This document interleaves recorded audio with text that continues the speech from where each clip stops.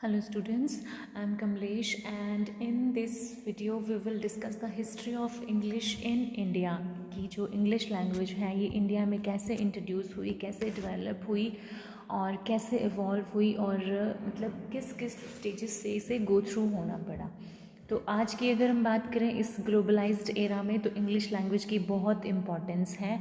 हमें पता है कि ये हमारी नेटिव लैंग्वेज नहीं है, ये इंडियन लैंग्वेज नहीं है, ठीक है। ये किसने इंट्रोड्यूस करी थी हमारे इंडिया में? ये ब्रिटिशर्स ने इंट्रोड्यूस करी थी जब वो ईस्ट इंडिया कंपनी लेके आए थे यहाँ पे ट्रेड करने के लिए, यहाँ पे व्यापार करने के लिए। तो अब ये चीज़ बहुत इंटरेस्टिंग है कि क्या उन्होंने ज़बरदस्ती इसे हमारे ऊपर इम्पोज किया या हमने अपनी मर्ज़ी से, अपनी इच्छा से विलिंगली इसको एक्सेप्ट किया, ठीक है। क्या ज़रूरत थी कि इंग्लिश लैंग्वेज को इंडिया में इंट्रोड्यूस किया जाए और किस तरह से ये सिस्टम चला जिसमें Indian system of knowledge, literature और लैंग्वेज को अफेक्ट किया। मतलब हमारी जो लैंग्वेजेस थी, हिंदी है या संस्कृत है या जो भी हमारे डायलेक्ट्स थे, उन पे इंग्लिश का क्या क्या इफ़ेक्ट पड़ा, ठीक है। तो हम इस पर अब हम वन बाय वन जो जो इवेंट्स हुई उनको हम डिस्कस करेंगे कि कैसे ये इंडिया में इंट्रोड्यूस हुई। तो सबसे पहले जब ईस्ट इंडिया कंपनी आ चुकी थी तो उसके बाद 1792 में चार्ल्स ग्रांट जो ईस्ट इंडिया कंपनी का डायरेक्टर था, ठीक है, उसने इसका सबसे पहले ब्लूप्रिंट रखा था इंग्लिश एजुकेशन का। उसने महसूस किया था कि जो इंग्लिश एजुकेशन है इसकी इंडिया में ज़रूरत है, ठीक है। उसे ये लगा था कि इंग्लिश एजुकेशन के ज़रिए ना हम इंडियन सोसाइटी को चेंज कर सकते हैं, मॉरली चेंज कर सकते हैं, सोशली कर सकते हैं और मेंटली, मतलब हम लोगों के मेंटल स्ट्रक्चर को, इनकी सोच को वेस्टर्नाइज कर सकते हैं। कैसे करेंगे? इंग्लिश एजुकेशन के थ्रू हम करेंगे।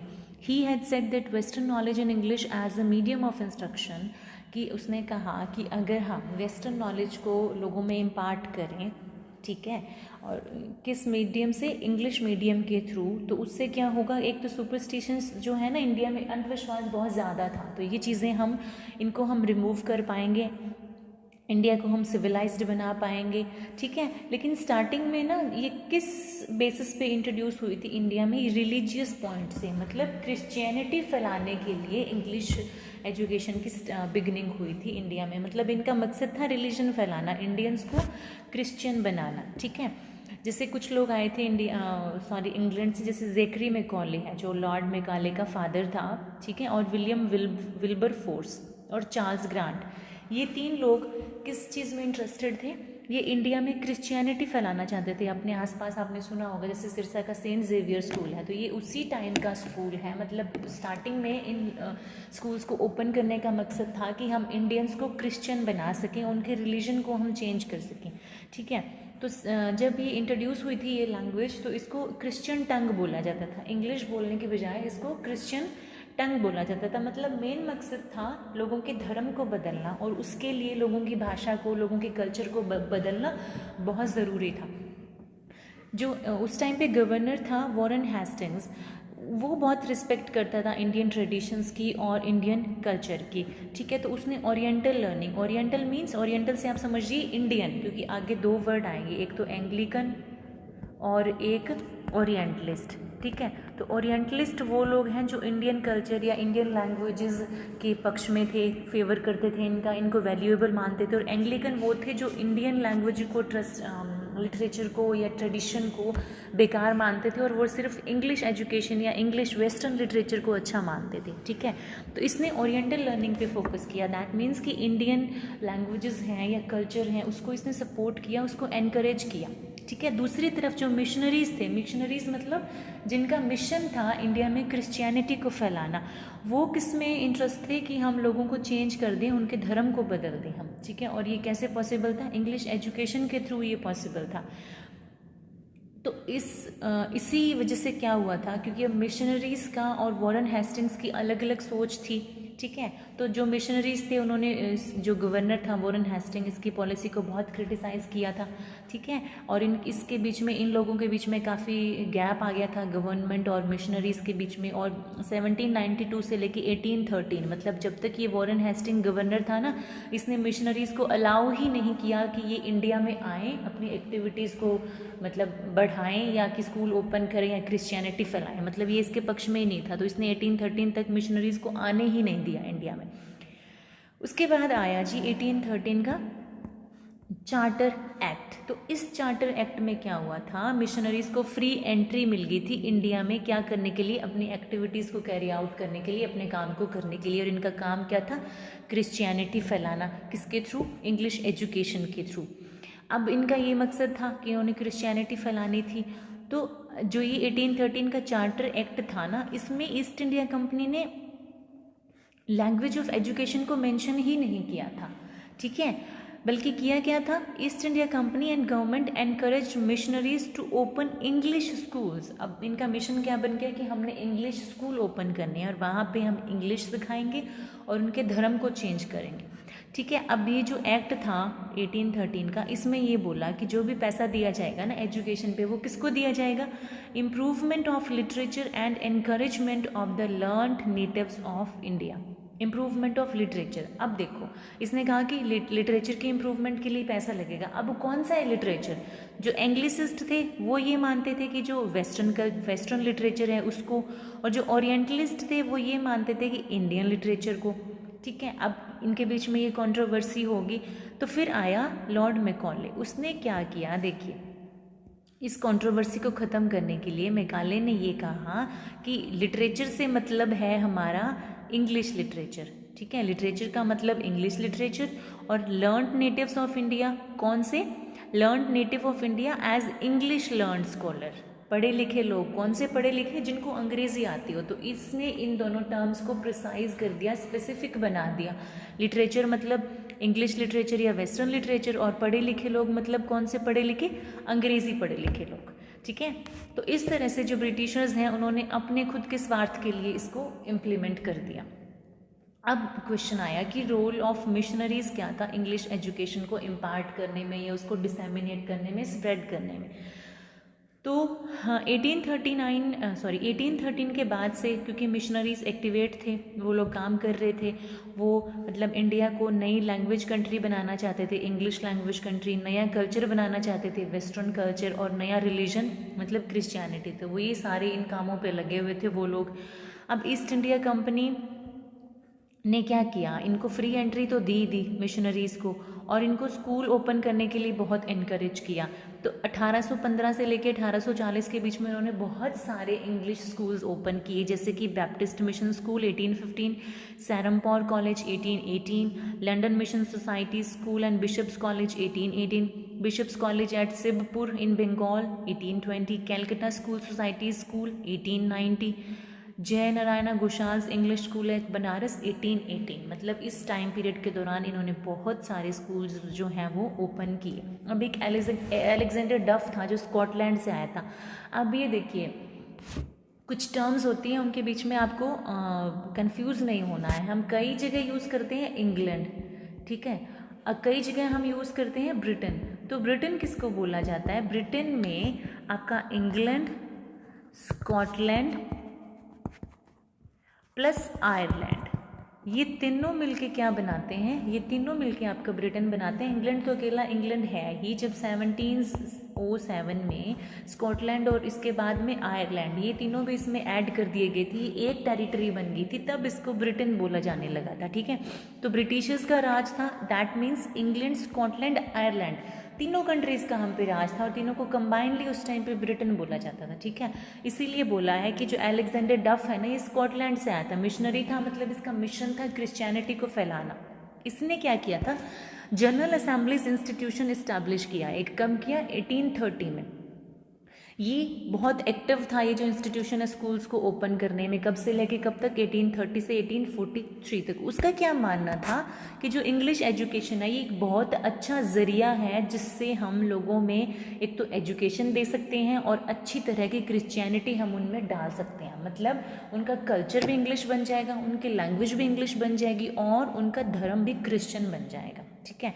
अब देखिए इसके बाद एक इंटरेस्टिंग फैक्ट आता है कि क्या इंडियंस ने डिमांड की थी अंग्रेज़ी के बारे में या इन पे इम्पोज की गई थी, ठीक है। क्या हम विलिंगली इस चीज़ को एक्सेप्ट कर रहे थे या हम पे ये इम्पोज ही करी जा रही थी।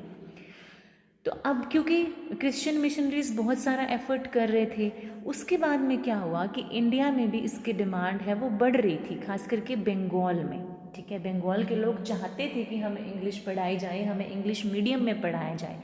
इवन एक कमेटी थी पब्लिक इंस्ट्रक्शन, ठीक है, was under pressure to introduce English as a medium of instruction. मतलब उस पर इतना प्रेशर था इस कमेटी पे कि इनको जो मीडियम था वो क्या बनाना पड़ा, इंग्लिश बनाना पड़ा।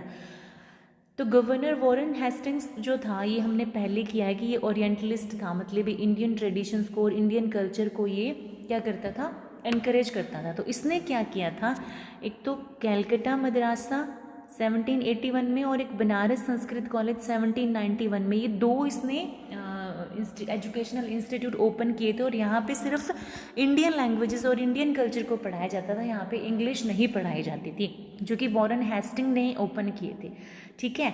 वर establish to impart oriental learning in classical Indian languages of Sanskrit and Persian, ठीक है, संस्कृत और पर्शियन में पढ़ाए जाते थे, इंडियन लैंग्वेजेस में पढ़ाए जाते थे, यहाँ पे तब तक इंग्लिश को इंट्रोड्यूस नहीं किया गया था। लेकिन 1824 में क्या हुआ था कि इन कॉलेजेस के साथ साथ एक दिल्ली कॉलेज, आगरा कॉलेज और बाकी भी कई इंस्टीट्यूट थे जहाँ पे इंग्लिश को पढ़ाना स्टार्ट कर दिया गया, ठीक है। मतलब इनका फाउंडेशन तो ओरिएंटल लर्निंग से हुआ कि यहाँ पे ओरिएंटल एजुकेशन दी जाएगी, लेकिन बाद में क्या हुआ था, यहाँ पे इंग्लिश एजुकेशन दी जाने लगी। ये मिशनरीज़ के टारगेट पे आ गया कि हमने ओरिएंटल लर्निंग को यहाँ पे ख़त्म करना है और हमने इंग्लिश लैंग्वेज के ज़रिए, इंग्लिश मीडियम के ज़रिए इंग्लिश कल्चर ही, इंग्लिश लिटरेचर ही लोगों को पढ़ाना है, ठीक है।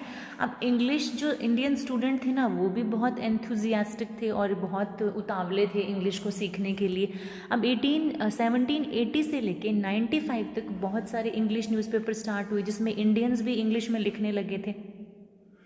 तो अब एम्प्लॉयमेंट अपॉर्चुनिटी बहुत थी, मतलब उन लोगों को जॉब्स मिलने लगी थी। ब्रिटिशर्स थे, अब क्लर्क चाहिए उनको काम करने के लिए ऑब्वियसली, क्योंकि अब उनका जो ट्रेड है वो एक्सपैंड हो रहा है, ठीक है, एक जगह से लेकर दूसरी जगह तक उनका मतलब व्यापार है जो वो बढ़ रहा है। तो अब ऑब्वियसली उनको काम करने के लिए उतने ज़्यादा लोग चाहिए, और ये लोग कहाँ से मिलेंगे, अब अपनी कंट्री से लेके आना मुश्किल हो रहा था। तो अब इंडिया में ही उनको पढ़े लिखे लोग पैदा करने थे, ठीक है, इंडिया के लोगों को वो एजुकेशन दे रहे थे, इंग्लिश सिखा रहे थे और फिर उनको जॉब देके उनसे वो काम ले रहे थे, ठीक है। तो मतलब एम्प्लॉयमेंट फैक्टर भी एक हो गया था कि अगर आपको एम्प्लॉयमेंट चाहिए, पैसा चाहिए, रोज़गार चाहिए, तो आपको इंग्लिश सीख लेनी चाहिए। तो ये कुछ चीज़ें थी जिसकी वजह से इंडियंस भी अट्रैक्ट होने लगे थे, मतलब वो विलिंगली इंग्लिश अब सीखना चाह रहे थे। तो अब हमने ये चीज़ देखी है कि रिलीजियस मोटिव था स्टार्टिंग में, मतलब धर्म को फैलाना इनका मेन मकसद था और अपने ट्रेड को फैलाना था, एक्सपेंडिंग ब्रिटिश एम्पायर को फैलाना था और वेस्टर्न कल्चर को स्प्रेड करना था। अब इंग्लिश इस सब कारणों की वजह से इंट्रोड्यूस तो हो गई, ठीक है। अब लोगों ने इसे एक्सेप्ट भी कर लिया, अब थोपना भी नहीं पड़ा जो ब्रिटिशर्स थे उनको। एक इंसिडेंट ये हुआ था कि कैलकटा से ना कुछ एक लोग गए थे सर एडवर्ड हाइड के पास, जो कि सुप्रीम कोर्ट का जस्टिस था। सुप्रीम कोर्ट इन जो कैलकटा में था ना, वहाँ का चीफ जस्टिस था। तो कुछ एक लोग वहाँ पे गए और उन्होंने कहा था कि हमारे अंदर मॉरल्स बहुत कम है, डेफिशिएंसी मीन्स लैकिंग है, कमी है हमारे अंदर मॉरल्स की। तो आप क्या करो, हमें इंग्लिश एजुकेशन दो और हमें मॉरलिटी हमारे अंदर क्रिएट करो, हमारे में इम्पार्ट करो आप, ठीक है। राजा राम मोहन रॉय का एक डिस्क्रिप्शन ज़रूर आता है कि ये भी किसके फेवर में थे, ये इंग्लिश एजुकेशन के फेवर में थे, वेस्टर्न नॉलेज के फेवर में थे। इनका ये मानना था कि इंग्लिश ज़रूरी है अगर हम इंडियन माइंड्स को मॉडर्नाइज करना चाहते हैं, हम इंडियंस के थॉट को, उनके विजन को वाइडन करना चाहते हैं या उसको हम बढ़ाना चाहते हैं, मतलब इनकी सोच अच्छी बनाना चाहते हैं, तो इंग्लिश एजुकेशन बहुत ज़रूरी है हमारे लिए। इसका मतलब ये था कि इनडायरेक्टली लोग डिमांड कर रहे थे अब इंग्लिश के बारे में, ठीक है। Medium of instruction and dissemination of western morals and values, मतलब वेस्टर्न कल्चर के लिए लोग अब खुद विलिंग हो रहे थे, क्योंकि अब जो इंडिया में इंग्लिश एजुकेशन की डिमांड बढ़ रही थी, तो गवर्नमेंट है ना, उसने अपनी स्ट्रैटेजी चेंज कर दी। जो वो फंड देती थी ना, वो फंड उन्होंने किसके लिए देने शुरू कर दिए, सिर्फ इंग्लिश एजुकेशन के लिए। मतलब जहाँ पे इंग्लिश एजुकेशन नहीं है, जिस स्कूल या कॉलेज में सिर्फ इंडियन लैंग्वेजेस या इंडियन कल्चर को पढ़ाया जा रहा है, उनको फंड ही देने बंद कर दिए थे ब्रिटिश गवर्नमेंट ने। अब सिर्फ किसको फंड मिलते थे, इंग्लिश एजुकेशन को मिलते थे। तो इस तरह से हम ये कह सकते हैं कि ब्रिटिशर्स ने मतलब हमारे ऊपर थोपी नहीं थी, बल्कि ऐसे सिचुएशन, ऐसा सिनेरियो क्रिएट कर दिया था कि ऑलरेडी जो लोग हैं वो विलिंगली इंग्लिश एजुकेशन को लेना चाहते थे और इंग्लिश से, कल्चर से या इनके स्टाइल से इन्फ्लुएंस होके वो खुद से ही, वो लोग अपनी इच्छा से ही इंग्लिश सीखना चाहते थे। ठीक है, अब पॉइंट आता है कि विलियम बेंटिक का क्या रोल था। 1828 में विलियम बेंटिक और लॉर्ड मैकाले इंडिया में आए थे। लॉर्ड मैकाले जो ज़ेकरी मैकॉले का बेटा था। ठीक है, अब इन्होंने क्या किया, जो ये इंग्लिश लैंग्वेज का जो एजुकेशन का था ना, इसको इन्होंने इन्हांस किया। मतलब इनका भी यही इंटेंशन था कि इंग्लिश एजुकेशन को बढ़ाया जाए। फिर जो गवर्नर विलियम बेंटिक है ना, इसने एक लेटर लिखा किसको, पब्लिक इंस्ट्रक्शन को, कि आप है ना जो इंग्लिश है ना इसको गवर्नमेंट की लैंग्वेज बना दो और एडमिनिस्ट्रेशन की लैंग्वेज बना दो।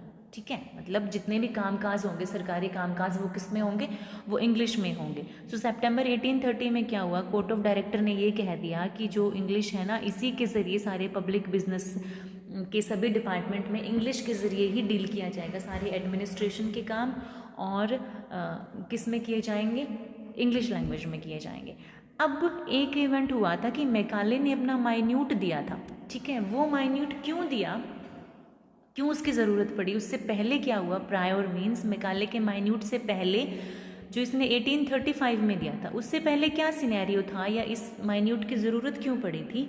देखिए, इसके इफेक्ट में आने से पहले ना, अब जो पब्लिक इंस्ट्रक्शंस कमेटी थी, ठीक है, और वो मीडियम ऑफ इंस्ट्रक्शन को लेके बहुत कंफ्यूज थी। मतलब कि शिक्षा दे रहे हैं, किस माध्यम से दें, मतलब हिंदी मीडियम में दें, इंग्लिश मीडियम में दें, पंजाबी, तमिल, तेलुगु, कौन सा मीडियम हो। ठीक है, तो अब दो ग्रुप्स बन गए थे इस बात पे, एक थे एंग्लिसिस्ट और एक ओरिएंटलिस्ट। मतलब ओरिएंटलिस्ट चाहते थे कि इंडियन लैंग्वेजेस के माध्यम से दी जाए और एंग्लिसिस्ट चाहते थे कि वेस्टर्न, मतलब इंग्लिश मीडियम के माध्यम से इंग्लिश कल्चर को ही पढ़ाया जाए, इंग्लिश लिटरेचर को ही पढ़ाया जाए। तो इस तरह से ये दो ग्रुप बन गए जिनमें आपस में कन्फ्लिक्ट हो रहा था। एंग्लिसिस्ट चाहते थे कि यूरोपियन नॉलेज है जो साइंस का, लेटर्स मतलब लिटरेचर का, उसको इंग्लिश के माध्यम से दिया जाए। और जो एंग्लिसिस्ट क्या चाहते थे, ओरिएंटलिस्ट क्या चाहते थे कि इंडियन सिस्टम ऑफ नॉलेज को बढ़ाया जाए, इंडियन लैंग्वेजेस और इंडियन लिटरेचर को पढ़ाया जाए। ठीक है, तो इस तरह से दो ग्रुप्स बन गए।